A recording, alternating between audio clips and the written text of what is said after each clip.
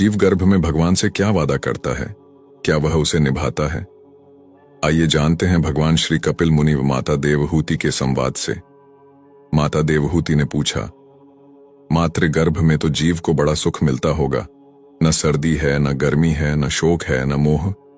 भगवान कपिल ने उत्तर दिया, यह मत पूछो माता। मां के गर्भ में जीव को जितनी वेदना होती है उतनी न पहले कभी हुई थी उसे और न कभी आगे होगी। गर्भवास समम दुहकम न भूतो न भविष्यति। इतना कष्ट होता है। हजारों छोटे छोटे जीवाणु कीटाणु जो मातृ गर्भ में पलते हैं, ये जीव के कोमल त्वचा को काटते हैं। जीव तड़पता है, बिलखता है, पर वहां कौन सुने। यदि मां चटपटी वस्तु का सेवन कर ले तो इसको कष्ट होता है। मां कभी गर्म वस्तु का सेवन कर ले तो इसे दुख पहुंचता है। 7वां महीना आते ही जन्म जन्मांतर के कर्म इसको याद आते हैं और भगवान की स्तुति करने लगता है। तस्योपसन्नम वितु जगदिच्छयातना नातनोर्भुवि चल्ल चरणारविंदम। अर्थात परमात्मा से कहता है कि हे भगवान, एक बार मुझे इस गर्भ से निकालो, गर्भ से बाहर करो प्रभु। आपका ऐसा भजन करूंगा कि फिर कभी गर्भ में नहीं आना पड़े। भगवान कहते हैं, तुम गर्भ में ही स्तुति करते रहो, बाहर आते ही इस कष्ट को तुम भूल जाओगे। जीव कहता है, सत्य कहता हूं, एक बार गर्भ से बाहर निकाल कर देखो, मैं तुम्हें कभी नहीं भूलूंगा। बड़ी बड़ी प्रतिज्ञाएं करता है। 9वां महीना पूर्ण हुआ, 10वां मास आरंभ हुआ और जैसे ही प्रसव की वायु का वेग आया, जीव मातृ गर्भ से तुरंत संसार में आ जाता है। जीव संसार में आते ही प्रभु को भूल जाता है और भक्ति रहित कर्म करके दुख भोगता है। गुरु साधु शास्त्र अनादिकाल से कहते आए हैं, हरि का भजन करो, हरि है तुम्हारा।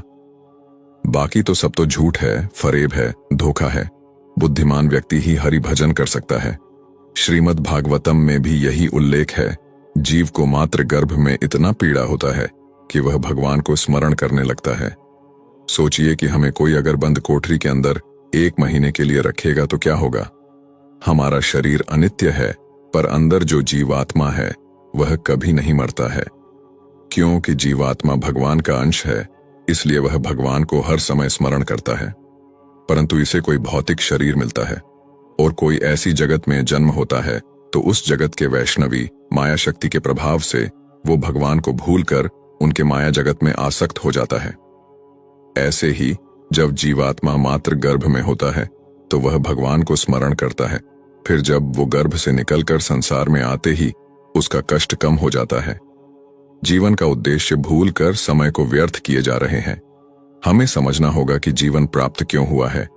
यदि समय रहते समझ जाएंगे तो उचित ही है, नहीं तो इसी धरा पर प्रेत बनकर घूमना होता है।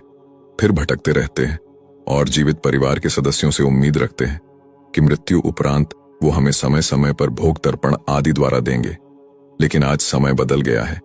आज का मनुष्य तो जीवित माता पिता को सही से नहीं रखता है, मरने के बाद तो कहां से कुछ करेंगे। इसलिए हमें अपनी यात्रा को इस प्रकार बढ़ा देना चाहिए ताकि मरने के बाद भी किसी की सहायता की आवश्यकता ना पड़े। मृत्यु के बाद यदि अपने ही घर में प्रवेश करने का प्रयास करोगे तो आपके ही परिवार के लोग किसी तांत्रिक से बंधवाकर भूमि में दबवा देंगे। फिर अनंत काल तक मंत्र बंधन में पड़े रहोगे। धन के साथ वो कर्म धन भी अर्जित करे जो मृत्यु के बाद काम आने वाले हैं। मृत्यु के बाद भी जीवन होता है, इसे कोई नकार नहीं सकता। भागवत गीता में भी प्रेतों का वर्णन है। इस दिव्य ग्रंथ में कर्म से संबंधित फल का विस्तार से वर्णन किया गया है। आज समय है, कल तो मात्र पछतावा है।